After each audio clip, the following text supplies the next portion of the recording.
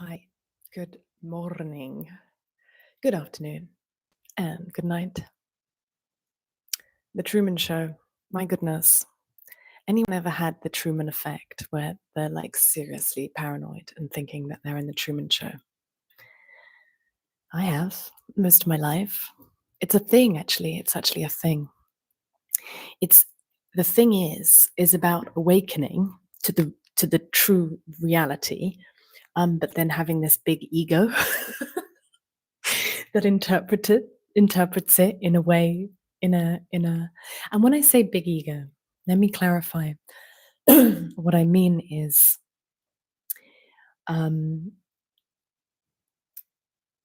underdeveloped parts of self, so they're still in that child like egocentric state, and we all have that.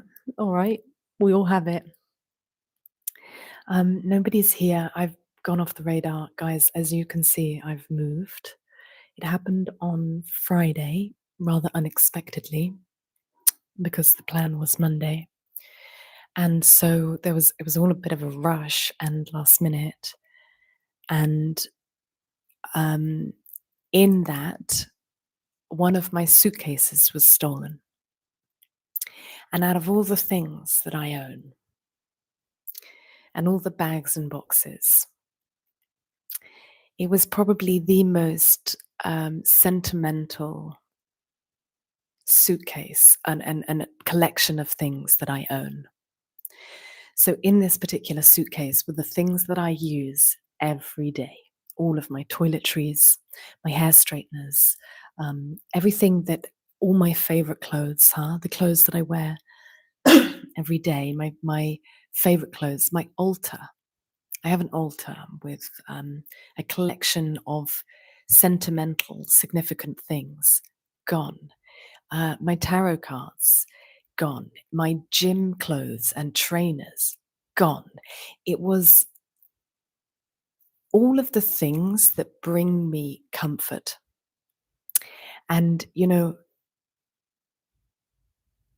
moving and any kind of transition is a vulnerable state anyway, for all of us, right?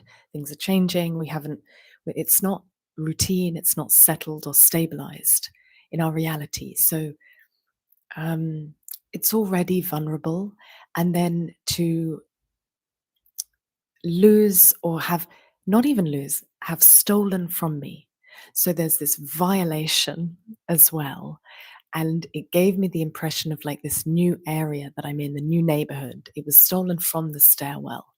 So it could even be one of my neighbors. I don't know. And if not a neighbor from the building, somebody in the area.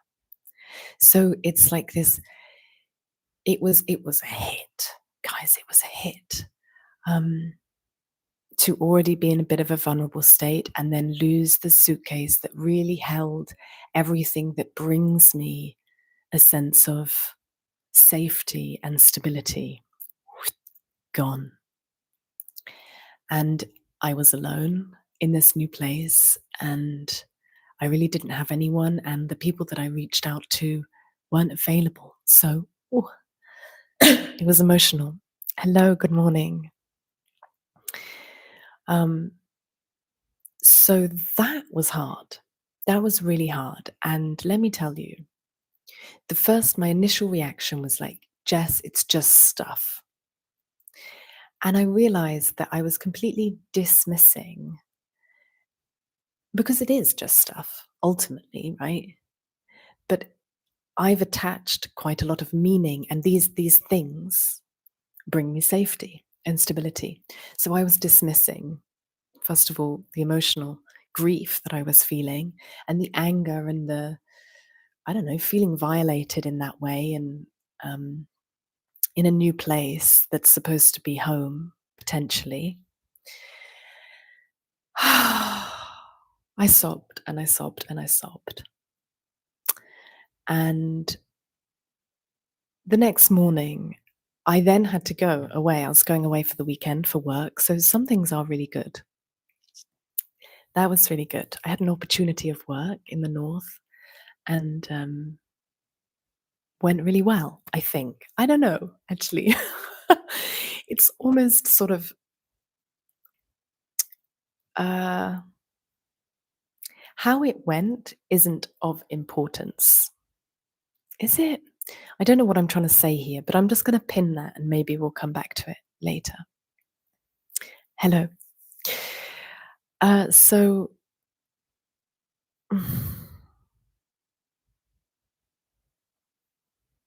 the next morning I had to go away.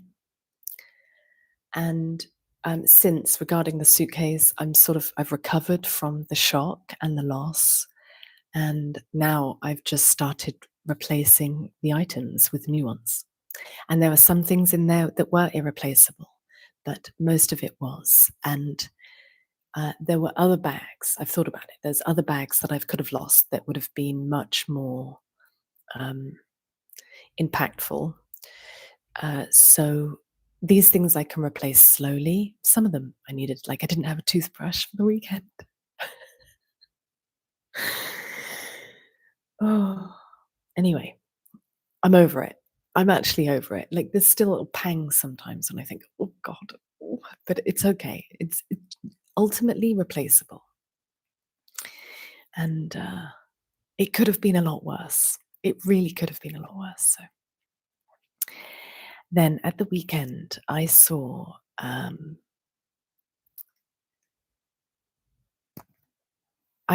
man that I think I'm in love with, but I'm starting to realize what I've learned is love is not healthy. So what my nervous system and body responds to, which I think I interpret it as love, because the model of love that I had was,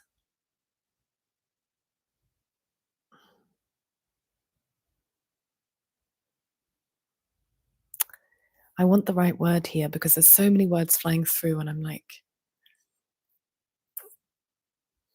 distorted, of no fault of anyone's own, but it was. And so I've been doing a lot of reflecting because when seeing this man again, I met him last year, and being face to face with him and realizing that the connection that we share is very real, yet it's oh so familiar. And familiarity in love with me is being absolutely adored and admired and um, idealized almost, but not chosen. And so I have this deep belief in me that I won't be chosen, that I'm too much, that I'm like this magical, brief encounter. But it's not durable, it's not long lasting, I'm not practical enough. I have this insecurity that I'm not practical. And so reflecting on like the initial wound, right, where this came from, and it's obviously from my father. And I'm not blaming him. This is the result of the experience I had personally growing up and the way I internalized those events. So my mum left my father when we were 3 or 4. And overnight, we moved to another country, a neighboring country. We moved to Wales. So there was an awful amount of distance, which meant I only saw my father while we lived there, I think once a month. I don't know. But I was so young and nobody explained to me that what had happened. So overnight, I lost the father figure. And my 3/4-year-old self internalized that as her fault. There's something wrong with me. And it really, really, really did split me as an individual. It really, really affected my safety and on a cellular level of what love is and love from the masculine. Anyway, then growing up, so after a year, we moved back to the same county where I was born, where my father lived, and we would see him at the weekends. And he made sure, my father loves me very, very, very much. So he made sure, hello, good morning. He made sure really to make sure we had the best time with him. And he did everything he could. And I'm extremely grateful for that. But what it meant is I started to learn that love from a masculine is intermittent, it's at the weekend, and it's very intense, and then it's gone. So I grew this longing, like my understanding. So if anyone else has limerence out there, who's in the limerence gang, this is kind of where it stemmed from in me, I believe. Uh, the other thing is I'm a twin, right? And we have an older brother as well. So I've always learned from day one that resources, even love and connection, is shared. And I always felt growing up and in my teenage years and for most of my adult life that my father preferred my sister. It just seemed like they got on better. She has a softer nature than I. I don't know if that's like her essence, but there is something a bit more relaxed about her compared to me. I'm quite intense and fiery and uh, maybe more expressive slash explosive with emotion that I don't know how to manage.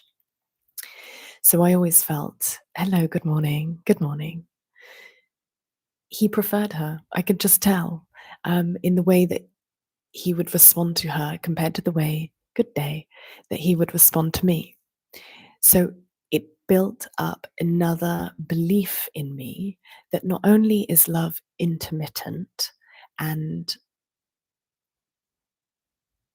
intense, but no, like I was never offered or like demonstrated being held day to day through the mundane by a masculine.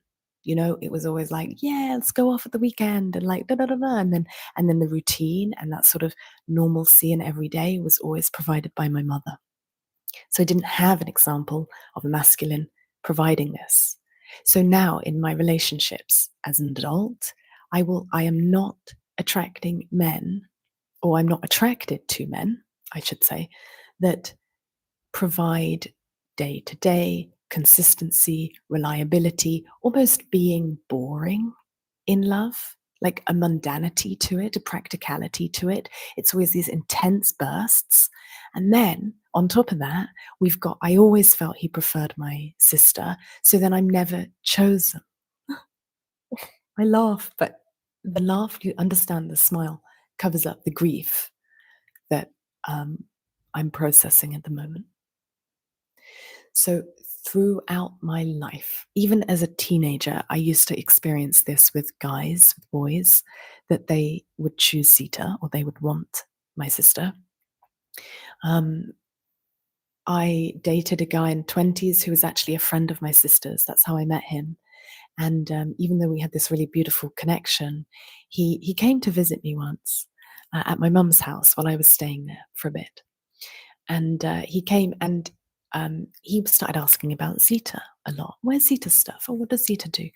And he called me Zeta a few times over that weekend. And I also knew that he'd been in love with Zeta and kind of still was.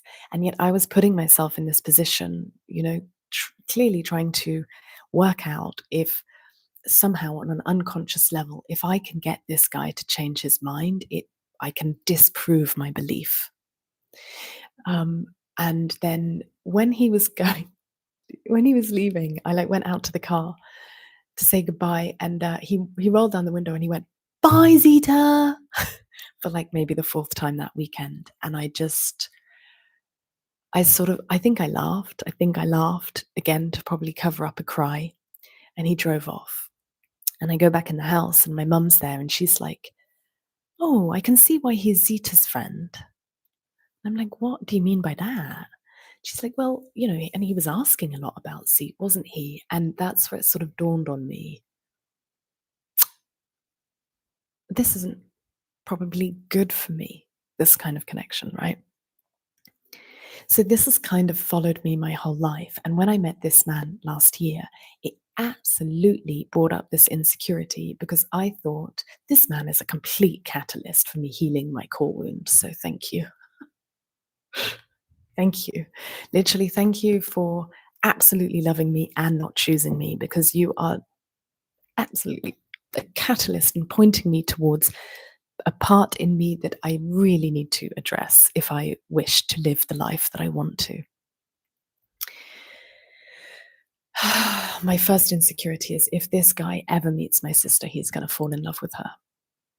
And that's not even necessarily true. But what my system is saying is, I've been in this movie before and I know how it ends. So the similarities that I see between this current man and my father is not only that it's been incredibly like, oh yeah, see you at the weekend, like I'll arrive, 8, 9 o'clock at night, and then I'll leave at 6 in the morning and go live my life, that you are not a part of at all.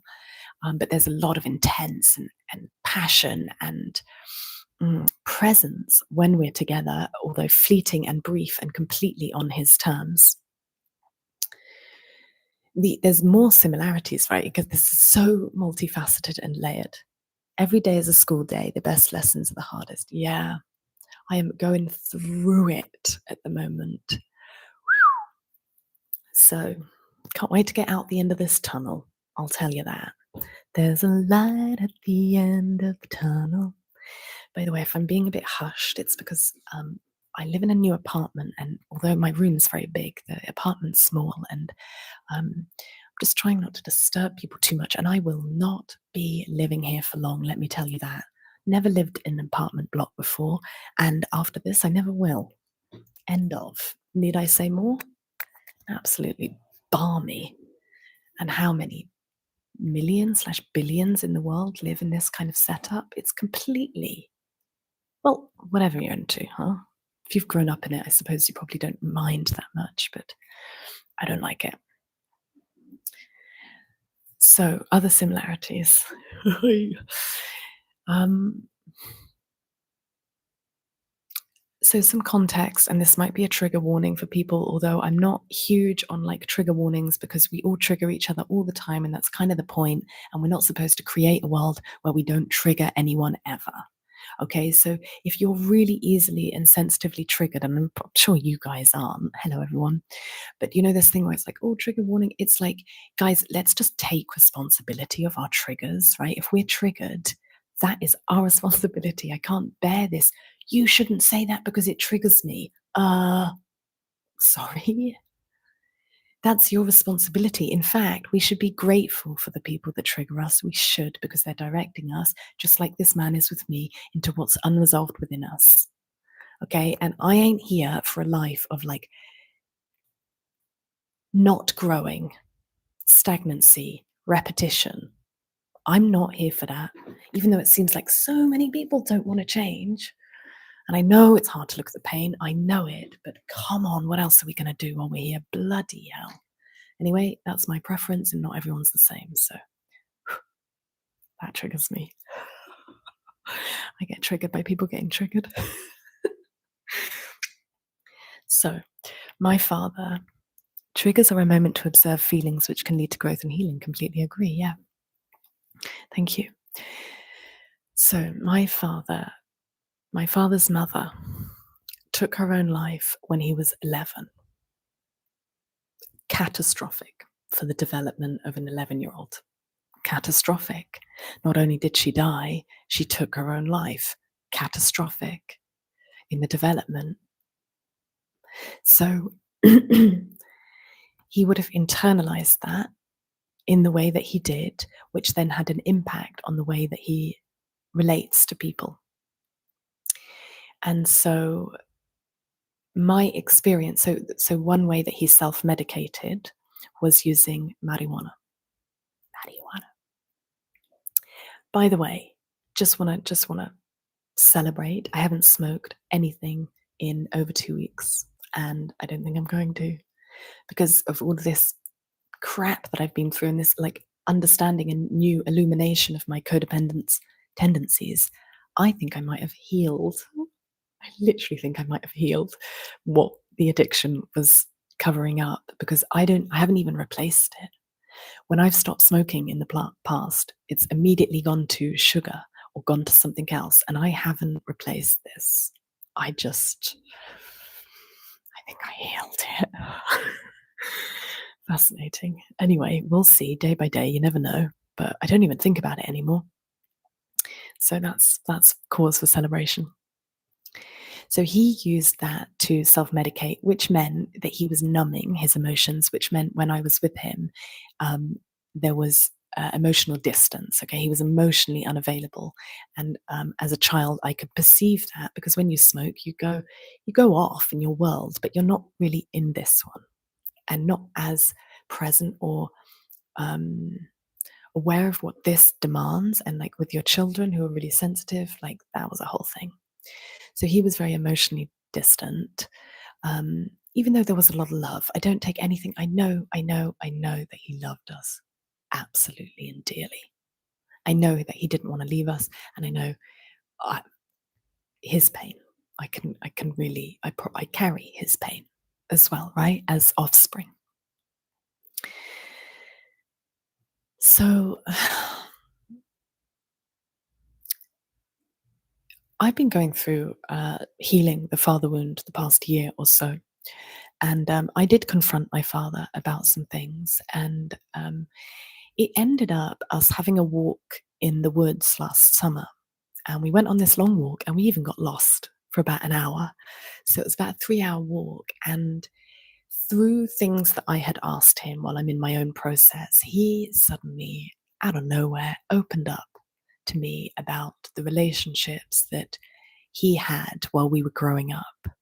So he had relationships with two women while we were young children. Now, I'm not going to go into the ins and outs of it because that's his story, but I will just share the my bafflement at what he shared with me, because these women were not mentally well, nor was his mother, my grandmother. So there's obviously, there was unconscious stuff happening there and patterns repeating and stuff, but they weren't mentally well. And they were, with, for want of a better word, actually batshit crazy in their behavior. Batshit crazy. And as he's telling me all of that he went through with these women, and they were batshit crazy in different ways, okay? But they led they led the dynamic. And what I realized is my father takes an extremely passive stance in life. And he's much more, and this is not a criticism or a judgment. This, I believe, is a response to what happened to him when he was 11 and the way and his upbringing, but not even just that, but like his upbringing in general, how he internalized that and what he made it mean, then meant, okay, what's safest for me is to be passive and respond to what happens. So he has developed an amazing um, response and acceptance of what happens to him. So in this passivity, he's found peace in it. But what I suppose baffles me as a human is like, I have this drive, this inner drive to improve my life circumstances by going within, looking at the patterns and behaviors that I'm doing that aren't serving me and trying to change them. I actively seek out my blind spots and my shadow and my nasty bits and removing shame and removing all of that so I can live and choose differently. I have this incredibly active approach to life, starting from the inside out. So I've gone in and then I'm going to and it's taken me some years to clear out all this. So then when I start creating externally, it's coming from the cleanest place that I can do it. I don't know why I'm doing this. Like, or my mum helped me with this. She told me, find out who you are before you get married and have children. So that probably contributed to it. And it's just how I've gone. Whereas my father is more the external world happens And then he goes, and then he sort of has his mechanism, which is acceptance. Okay, well, this isn't me, this is them. And ooh, ooh. But for me personally, and it's not a judgment, it just baffles me that, and obviously I must be here to learn this, right? If I had a father like this, and like most of the men that I am attracted to have this pattern, maybe what I'm being asked to do in this lifetime is to really chew on and understand passivity. It's like the polar opposite to me. So accept what happens externally, but it lacks for me personally, autonomy. Like, you can choose, you can set boundaries and say and decide and have a say in what's happening to you and the people around you and who you choose to have around you. Now, this is a lifelong journey for all of us, okay? Because I've also had to learn this in my life. I've had to learn this. And I do this thing, right? When once I've learned something, I'm like, guys, duh. So I really do that. I really do that. And I have to just, Jessie, we're all learning and we're all learning different things at different times. And I need to just keep focusing on myself. And this is my choice. But, you know, I need to chew on this. So that's kind of what I learned about my father on this walk. And I realized, like, I saw him as a man, I think, like, separate to him being my father, and just a man who is navigating the world in the way that he deems sufficient and safe based on his early experiences, right? What we're all doing. And the thing is, when we have children, it directly affects their development as well and their understanding of relationships, and like firsthand experience here. And again, I'm not blaming him. It's like I'm observing the result and the consequence of when, I'm trying to find the root. I'm trying to find the root, I suppose, so then I can, at least while I'm here, in some facet or form, go, hey, guys, when this happens, this happens. Sometimes, maybe, in my experience, it might not be all the time, and every case is different.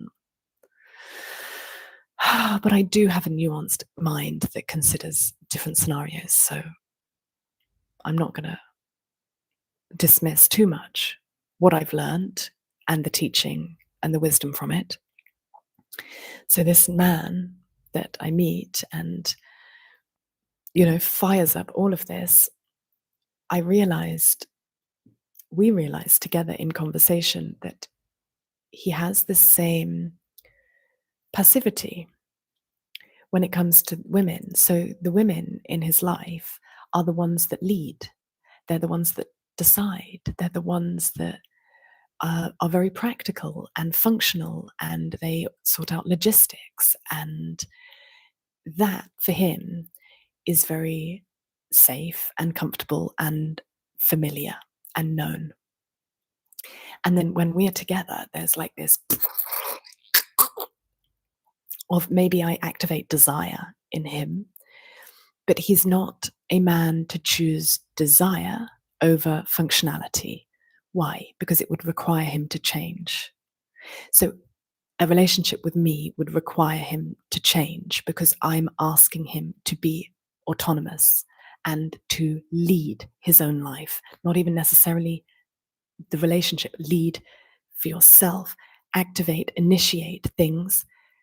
That's what I require because that's what I need, because I'm trying to heal my own stuff, right? It's not even, when I say this, it's what I need. It's like, it's what I wish for every single human being to have the capacity for: self ownership and authorship.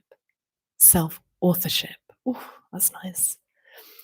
And so even though he's telling me that he loves me and there's all of this desire and passion and intimacy and it's real, he's not choosing me. He's actively not choosing me. I ask him about like these other women in his life, and he tells me, and it's like, yeah, it's functional. It's not really love as I know it, but and I was just again flabbergasted that this man is in my face, despite the truth of our connection, not choosing it. So there's boom, there's my wound, boom, not being chosen, boom, hits also my insecurity that I'm too much or I'm not practical enough to be loved. I'm just like this magical, crazy thing, you know? So see how this is for me, but also what I'm asking, what my part in this dynamic would require of him is to take autonomy. And just like my father, there is a block where what's safer and what's known is passivity and hey, whatever happens out there, I know internally that I can accept it and be okay with it. But it doesn't require me to have any boundaries or have a say in my life. It's completely wild. Hey everyone, good morning, good morning. So,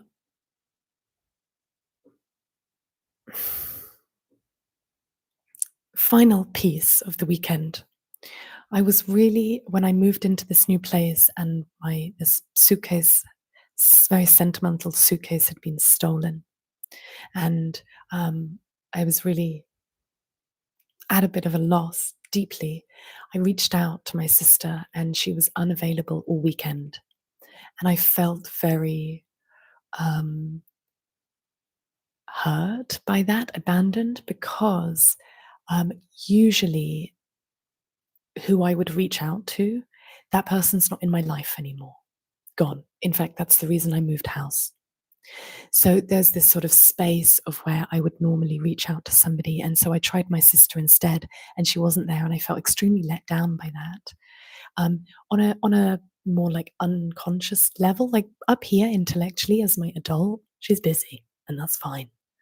But I needed someone and she wasn't there. And I spoke to her this morning about the weekend, and it's fascinating being a twin. It's so fascinating, the mirrors and the reflections and like the simultaneous experiences that we have, but the difference in how they manifest. So this weekend, while I was up in Porto and I saw this man who was like in my face being like, I love you, but I'm not going to choose you. I'm literally going to choose something that's just functional and practical. And they've inserted themselves into my life. And like, so I don't have to do anything. And that's easy, even though I'm like, okay, if that's what you choose, okay, but all of that was for me to go back to my father and be like, hey, some people don't have the capacity or the willingness or the courage to change or to want to change. So I speak to my sister, and she has been with a man all weekend, which is a dear friend of hers. And she's actually had a very different experience of sort of, in a way, being chosen. So when we speak on the phone, and I shared all of this with her, so will be no surprise to her of like, hey, I kind of really needed you and you weren't there. And where she was being chosen by another man. At the same time, I was being actively not chosen. So, ba-ba, you see how life, life, life, life, life, life, life, life, life, life. I don't know what else to say other than thank you, life. Thank you, life, for making it so clear what it is. Thank you. Good morning. New place. Nice. Yeah, new place. Surroundings nice. Yeah, new place. Although, guys, if you missed the beginning, it's been a bit of a rocky start, and I don't think I'll stay here for long. It's definitely asking adjustments from me, and I need to. I had so much privacy at my other place. I had my own floor. I had my own bathroom, and I was not disturbed by sound. And here I'm between the kitchen and the bathroom, so I can hear people pee. I can hear people talking upstairs and I hear people microwaving at 1 in the morning. And I'm like, uh, I don't know how long I can do this for.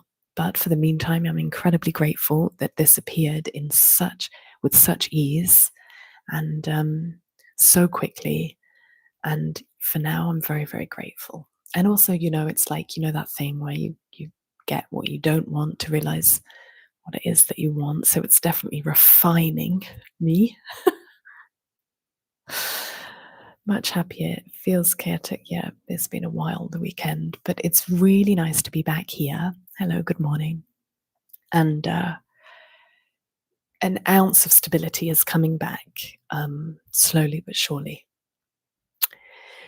So, guys, I have work soon. So I'm just going to say, does anybody have any questions for the last little bit? It's so nice to be back here. It's such a wild thing. That's how it brings me security and safety. And I don't know what else. Yeah, it's been very. Look at my messy, messy hair. Also, it's going to be really messy because in this suitcase that was stolen were all of the things that I used to make myself beautiful.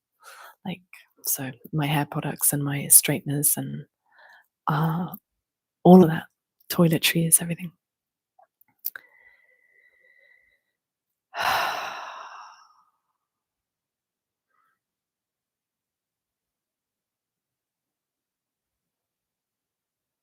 I suppose what I'll finish, no questions, yeah.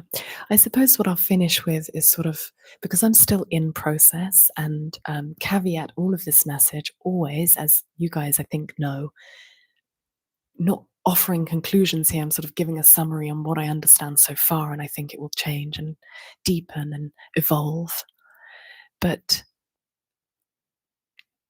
deep within me, my child feels like she won't be chosen, that she's not practical enough to be chosen or to be loved. And